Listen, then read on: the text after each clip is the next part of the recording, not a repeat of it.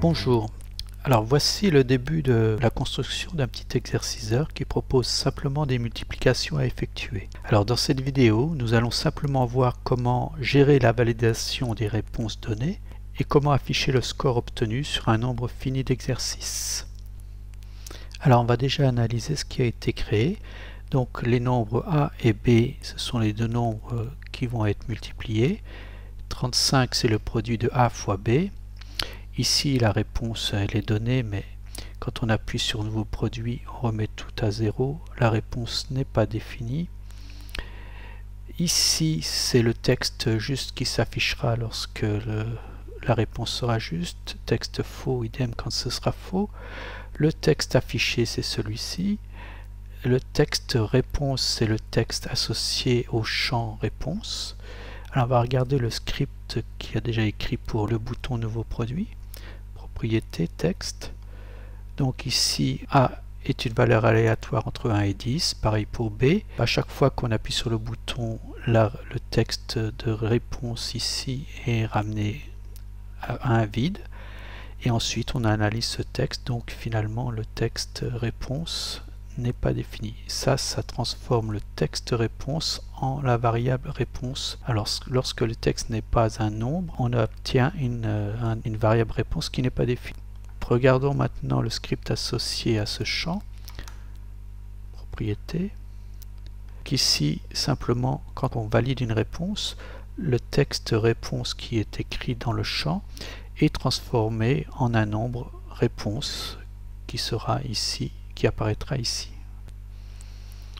Alors je vais commencer par créer une variable booléenne que je vais appeler réponse juste.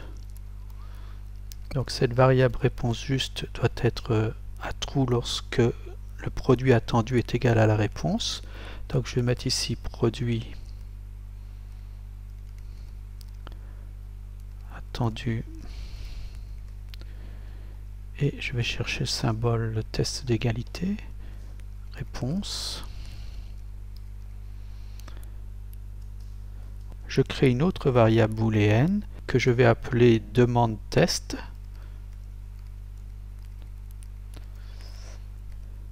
Et que je vais mettre à false. Donc cette variable va servir à savoir si on a cliqué sur le bouton valider cette réponse. Alors dans le script du bouton nouveau produit,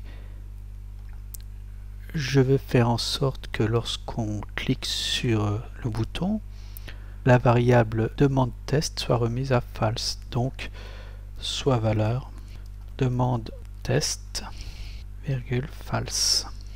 Bon, je vais copier cette commande pour pouvoir la réutiliser. Modifions maintenant le script du bouton valider. Propriété. Donc pour l'instant il était vide. On va simplement mettre soit valeur demande test et ici on va mettre true. Ça veut dire que le test est un true. Alors maintenant on va pouvoir gérer l'apparition du texte juste et du texte faux. Donc dans les propriétés du texte juste, dans les propriétés avancées, conditions pour afficher l'objet, il faudra que la réponse soit juste et qu'il y ait une demande de test. De même pour faux.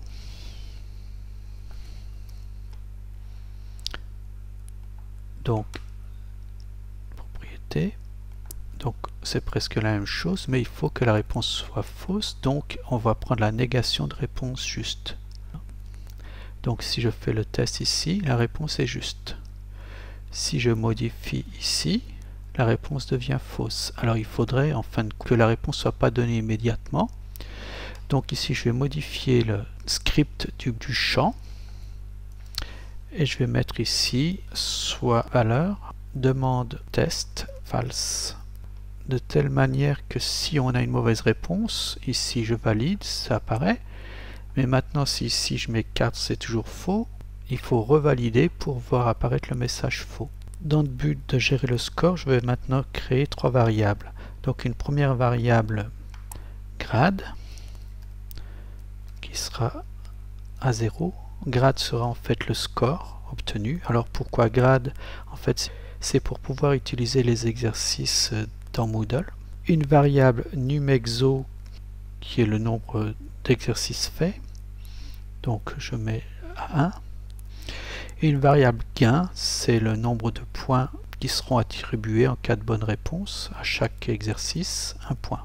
Ensuite, dans nouveau produit, à chaque fois qu'on clique sur nouveau produit, il faut que numexo soit augmenté de 1. Donc soit valeur numexo plus 1. Donc V majuscule. La même chose avec le gain. Donc je vais reprendre ceci. Le gain à chaque fois est remis à 1.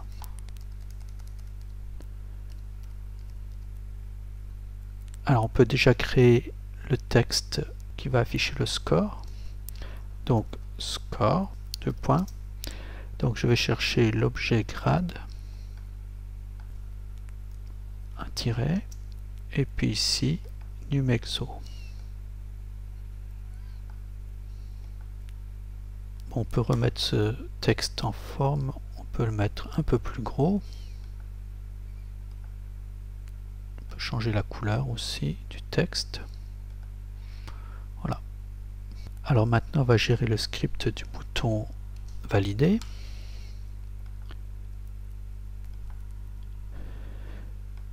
Donc si la réponse est juste, donc si réponse juste, donc c'est le booléen, je vais augmenter mon score, donc soit valeur grade plus gain. Et dans tous les cas, soit la réponse était juste et le grade augmente de 1, soit la réponse est fausse et dans ce cas le gain est perdu, donc soit valeur, et même si la réponse est juste, il ne faut pas qu'en cliquant une deuxième fois l'utilisateur gagne 2 points sur un exercice. Donc gain, on remet à 0. Voilà. Donc testons ici, valider cette réponse, normalement il ne se passe rien. Si maintenant je mets la réponse juste, 6, je valide, c'est juste et le score est toujours à 0. Nouveau produit, l'exercice passe à l'exercice 2. Admettons que je fasse juste du premier coup. Je valide, je passe à 1. Si je revalide une deuxième fois, il ne se passe rien. Alors il reste un petit problème à régler. Admettons que j'ai un exercice ici et que l'on réponde à la place de donner la bonne réponse, on dit 6 fois 8. La réponse affiche 48. Alors ça, on voudrait peut-être pas que ça se produise, donc on va essayer de traiter ce problème. On va commencer par créer une variable P, par exemple, qui sera la position en fait du caractère étoile dans ce texte-là. Donc il existe une commande position. Donc on va prendre le texte étoile et on va chercher sa position dans texte réponse. Voilà, on voit qu'il est en deuxième position et il est présent, l'étoile est présente. Si maintenant j'avais mis 52, P n'est pas défini. Donc pour que la réponse soit juste, il va falloir aussi que l'étoile n'apparaisse pas, sinon c'est qu'il y a un problème. Donc on va changer ici, on va changer la valeur de réponse juste, et on va rajouter et défini P, et en fait c'est pas ça qu'il faut mettre, il faut mettre non défini, donc je vais prendre la négation de et défini P. Pour que la réponse soit valide, il ne faut pas que l'étoile se trouve en une position P définie dans le texte. Je valide. Et là,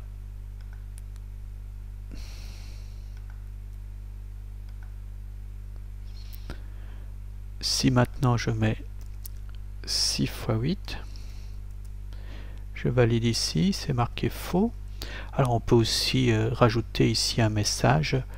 vous devez effectuer l'opération. Alors on va le faire. Vous devez effectuer l'opération. Et ce message, eh bien, il ne s'affichera que si P est défini. Donc avancer et défini P. Voilà, si maintenant je mets le bon résultat, 48, le message disparaît. Alors le problème n'est pas totalement réglé. Si ici on demande un nouveau produit et que l'élève tape 4 x 9, bon, on lui dit bien qu'il doit effectuer l'opération, mais en même temps on lui donne la réponse. Donc il ne faudrait pas que le 36 là soit affiché.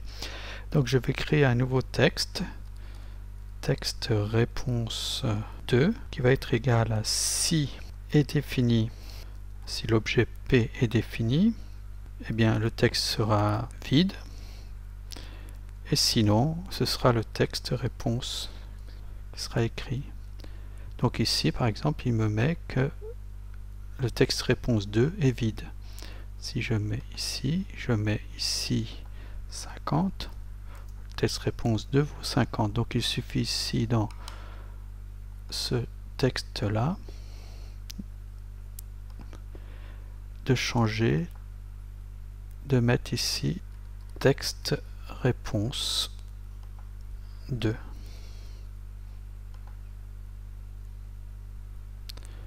Voilà.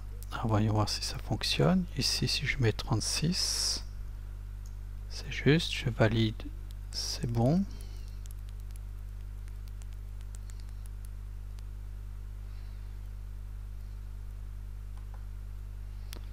Si je mets ici 8 x 5,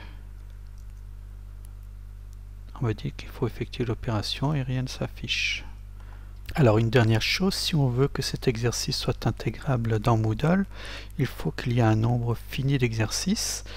Donc je vais commencer par créer ici une variable qui va s'appeler NotMax, que je mets à 10, donc que je pourrais changer pour faire plusieurs versions. Donc là c'est une série de 10 exercices, donc il faut que ce bouton n'apparaisse que si l'exo est inférieur à NotMax. Et si on arrive au nombre maximal d'exercices, il faut faire apparaître un message. Donc on peut faire apparaître un message ici, texte, une fois terminé cet exercice, cliquez sur, alors ici je vais faire un oval box, texte, envoyer et terminer. Donc ce message apparaîtra. Et il doit apparaître seulement si num exo est supérieur ou égal à NotMax. Voilà, donc il n'apparaît pas. Bon, voilà pour l'essentiel.